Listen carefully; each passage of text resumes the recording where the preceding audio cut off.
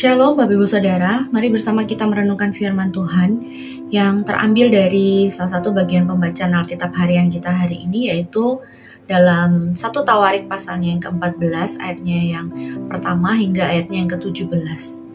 Dan judul renungan kita adalah sukses yang berbahaya.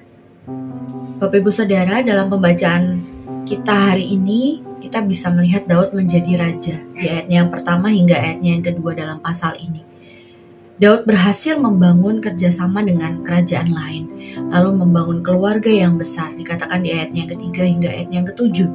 Dan bahkan Daud berhasil meraih banyak sekali kemenangan atas musuh-musuh Israel, terutama bangsa Filistin. Tetapi dituliskan bahwa Daud tidak berperang dengan kekuatan pasukan tempurnya sendiri atau bahkan semata-mata karena strategi Daud sendiri. Tidak. Daud justru berperang lewat arahan dan tuntunan, bahkan pengaturan yang sedemikian rupa dari Tuhan Allah. Dicatatkan berulang kali bahwa Daud bertanya kepada Allah dan Daud berbuat seperti yang diperintahkan Allah, bukan karena keinginannya atau berdasarkan akal kemampuannya sendiri. Dan di sini kita bisa lihat nama Daud semakin termasyhur, dikenal dan dipandang oleh banyak orang.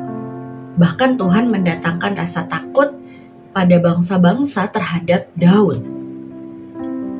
Daud memang bukan manusia yang sempurna. Di balik kesuksesannya itu Daud pernah gagal.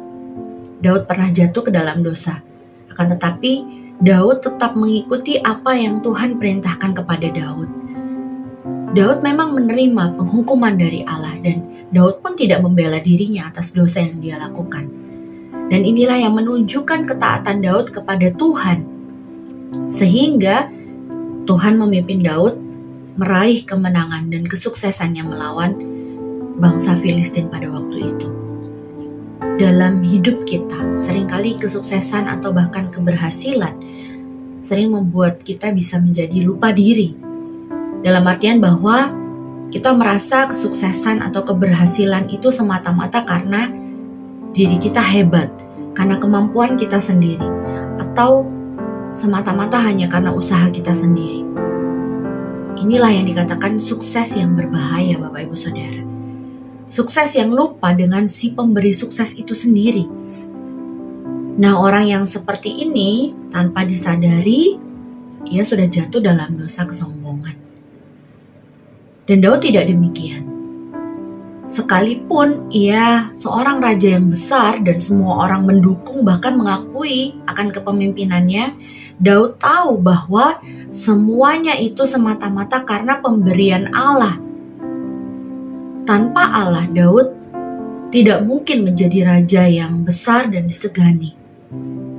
Oleh karena itu, Bapak Ibu Saudara, melalui renungan hari ini, kiranya kita boleh kembali diingatkan bahwa ketika kita meraih kesuksesan atas setiap pencapaian-pencapaian yang kita raih, mulai dari hal yang paling kecil sekalipun, bahkan yang paling besar, kita harus senantiasa memiliki kesadaran akan siapa di balik kesuksesan atau keberhasilan yang kita raih.